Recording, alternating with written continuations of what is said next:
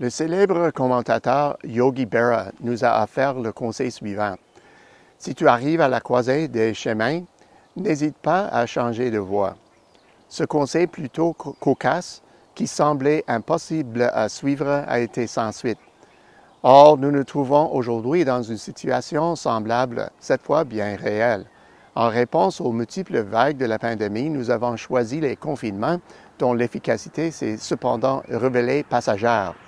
Ils nous ont donné le temps nécessaire pour mettre au point de vaccins et ainsi regagner l'activité perdue, mais la reprise n'est pas encore complète. Le nombre de cas d'infection repart désormais à la hausse.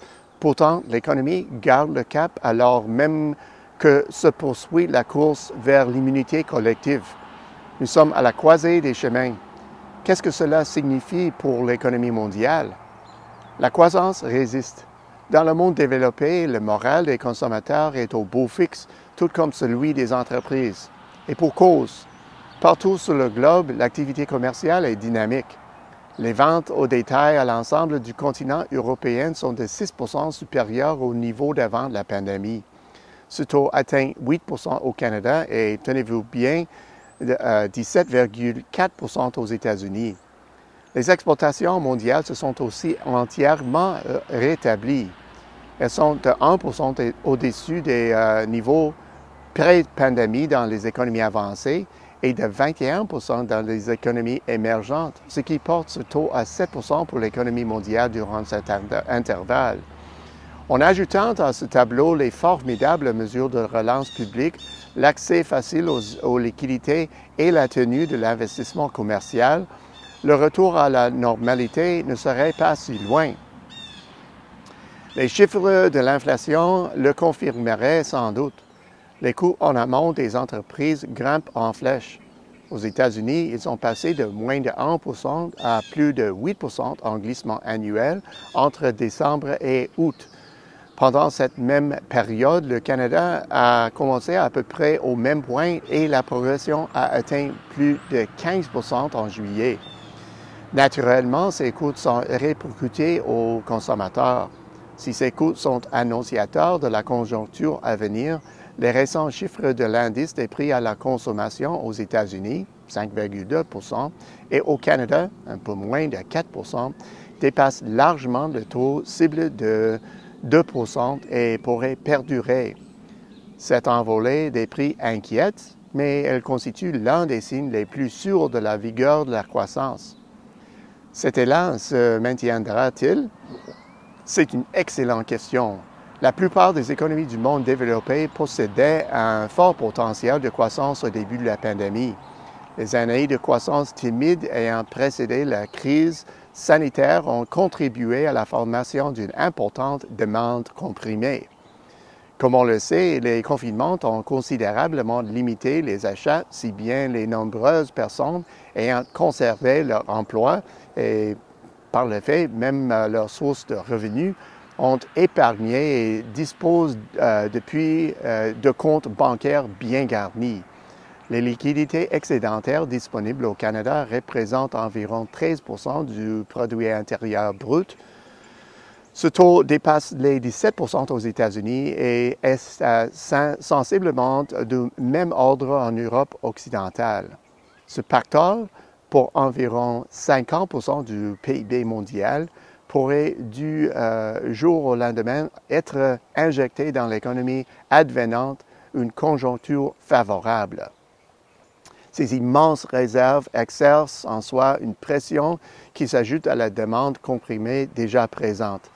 En tenant compte de ce contexte, Exportation et Développement Canada prévoit dans son édition de l'automne 2021 des perspectives économiques mondiales que la croissance de l'économie mondiale s'établira à 6% cette année, puis à 5,5% en 2022. Quant aux marchés émergents, collectivement, leur croissance devrait gagner 6,3% durant la reprise de cette année, puis 6,4% l'an prochain. Chez les économies avancées, la croissance surpassera la tendance collective à long terme. La croissance se fixera donc à 5,5% en 2021 et à 4,2% en 2022. Après avoir enregistré une croissance de 4,9% cette année, le Canada se maintiendra au-dessus de la moyenne prévue pour les économies avancées, qui est de 4,4% en 2022. Les accrocs aux chaînes d'approvisionnement et les pénuries dans le secteur du transport, qui font tous deux les grands titres de l'actualité économique, sont des difficultés de nature frictionnelle et non structurelle. Autrement dit, les capacités existent, mais il faut les acheminer au bien endroit. Voilà pourquoi nous nous attendons une plus grande fluidité du mouvement des biens et des services en 2022, ce qui devrait modérer les prix. Par conséquent, nous tablons sur une modération des cours pétroliers et gaziers durant les 2 prochaines années. Le cours de cuivre devrait rester plutôt élevé, mais inférieur à la moyenne de 2021. Nous nous attendons à un scénario semblable pour les cours des produits de bois, en net recul par rapport au sommet atteint, mais plus élevé que la moyenne. Les discussions au sujet de l'inflation ont alimenté les spéculations quant à un éventuel resserrement monétaire par les banques centrales. La Banque du Canada a été la première à annoncer le retrait progressif immédiat de son programme d'achat d'obligations et la Banque centrale européenne a fait une annonce semblable dans les semaines qui ont suivi. La Réserve fédérale américaine fait preuve d'une plus grande réserve à cet égard et pourrait attendre à la fin de l'année. Les prochaines mesures viseront les taux d'intérêt. La Banque du Canada devrait procéder à un modeste resserrement des taux à la fin de 2022. La Fed attendra jusqu'en 2023 pour le faire et la BCE jusqu'en 2024. Nos perspectives sont exposées à plusieurs risques. L'incapacité à maîtriser de façon concluante la pandémie pourrait donner lieu à de nouveaux confinements à l'échelle régionale ou, et j'en serais profondément désolé, à l'échelle mondiale. Pareille situation pourrait radicalement changer nos projections pour l'an prochain.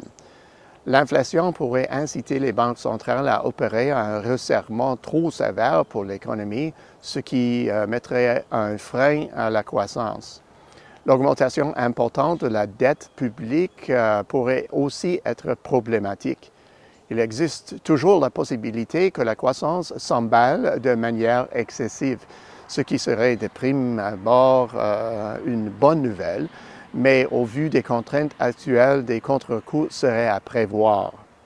Au bout du compte, devant une route qui se divise en deux, la plupart d'entre nous s'arrêtent pour réfléchir à la voie à suivre. La vivacité, la concurrence mondiale et l'activité perdue en raison de la pandémie nous disent que l'heure n'est pas à l'hésitation. S'engager sur la voie de la croissance et développer des stratégies viables pour composer avec les effets de la pandémie. Voilà une approche doublement gagnante pour renouer avec une économie pleinement fonctionnelle.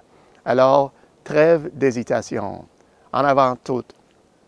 À la semaine prochaine, c'est Peter Hall.